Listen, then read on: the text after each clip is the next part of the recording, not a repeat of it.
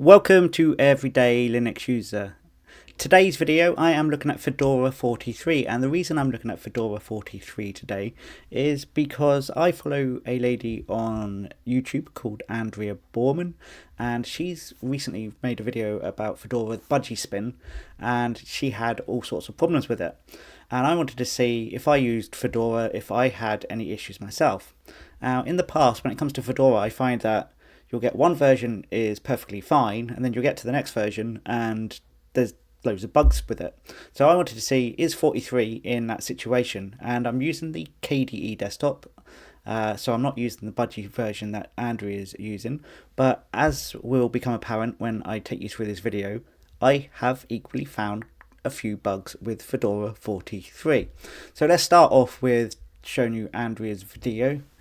So Andrea's created a video called The Trouble with Fedora 43, and I'll give you a snippet of one of the problems she has now, and I'll take you through, and then I'll take you through some of the problems that I found along the way.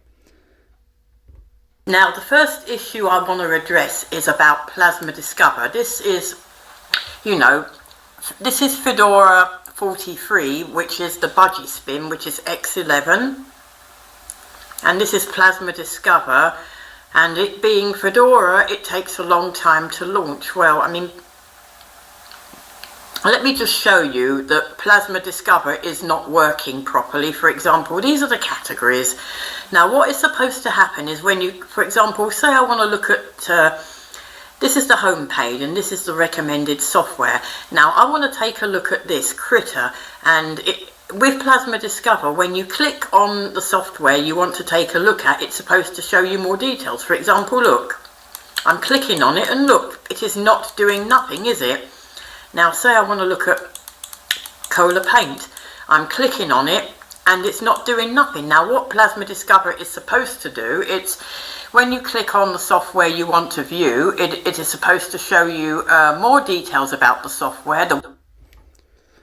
So that's just one of the issues that Andrea's faced. She's faced all sorts of issues. I recommend going to watch that video and seeing how Andrea got on with Fedora. You can tell that it wasn't a particularly good experience for her.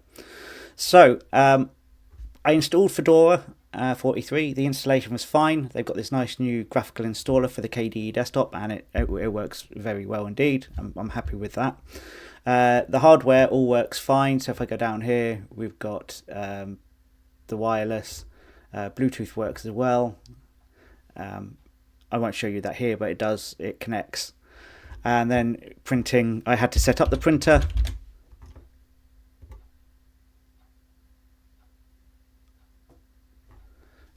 But you can see I managed to set up the printer okay. So from a hardware perspective, all is fine. From the desktop perspective, let's look at Andrea's issue with Discover. And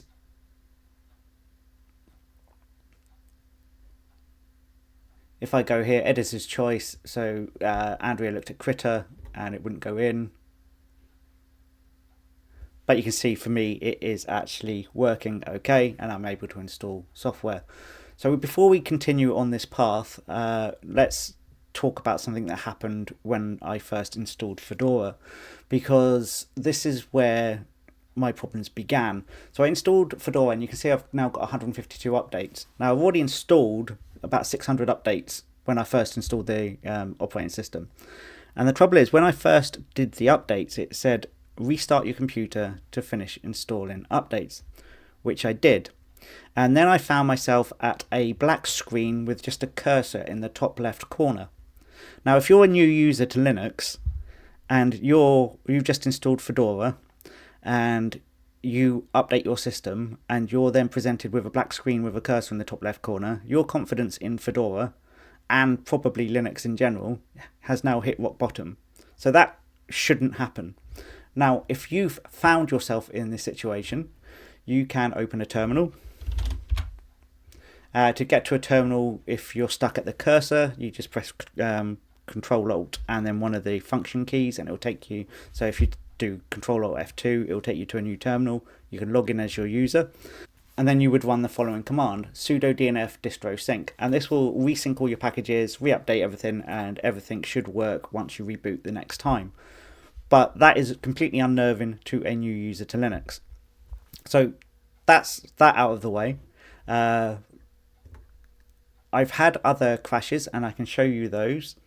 But there's other things I want to talk about. So when you watch a video, so if I go to my videos, my downloads, I've created this nonsense video.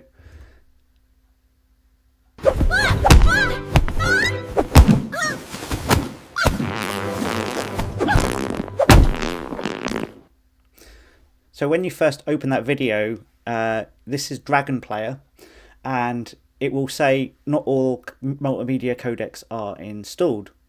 Now, this is where I have a bit of an issue with Fedora, because if I go to Discover and I go to Settings, you can see you've got all these repositories set up. Now, FlatHub, you have to install it. I'll have a little install button in the top right corner. So you install it and FlatHub becomes available, which means you can install normal Flatpaks from FlatHub.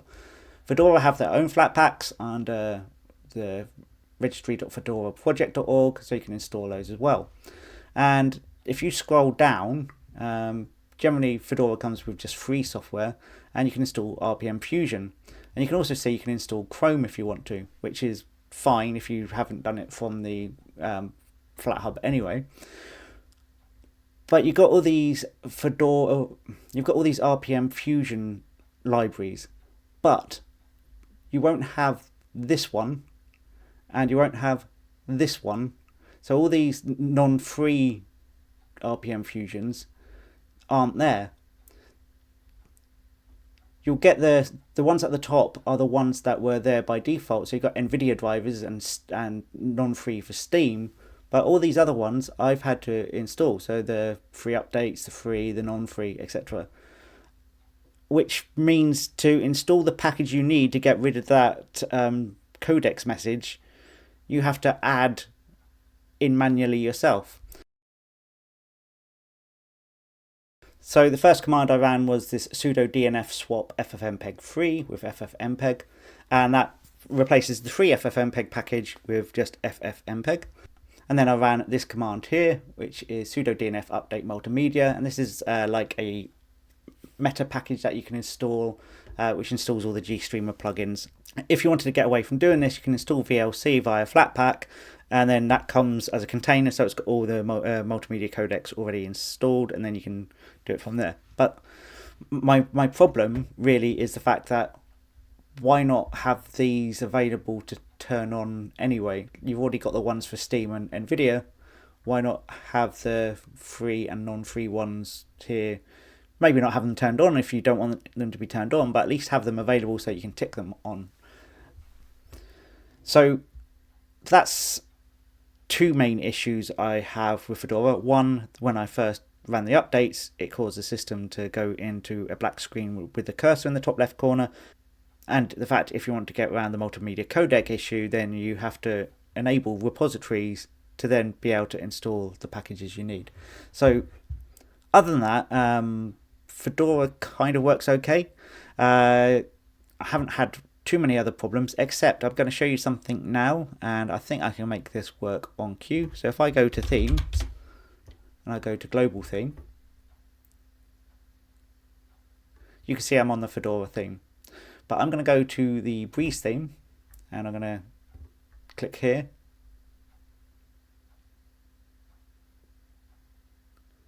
And I'm going to click apply.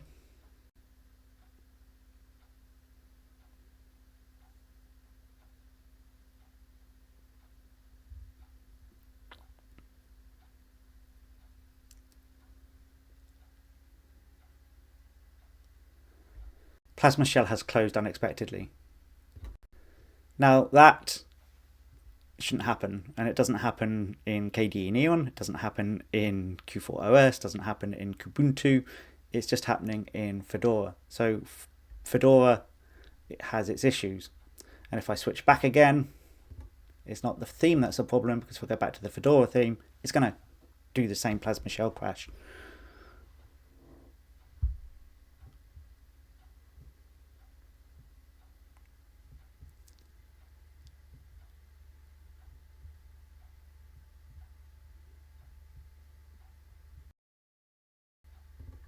Now, maybe if I installed all those updates, that would fix that problem. But this is why as the everyday Linux user, I recommend Debian distributions over other distributions, so like Debian based distributions, is because they're a little bit more stable. When you're using like Arch or Fedora, because you get all the newest stuff first, you also get the bugs first.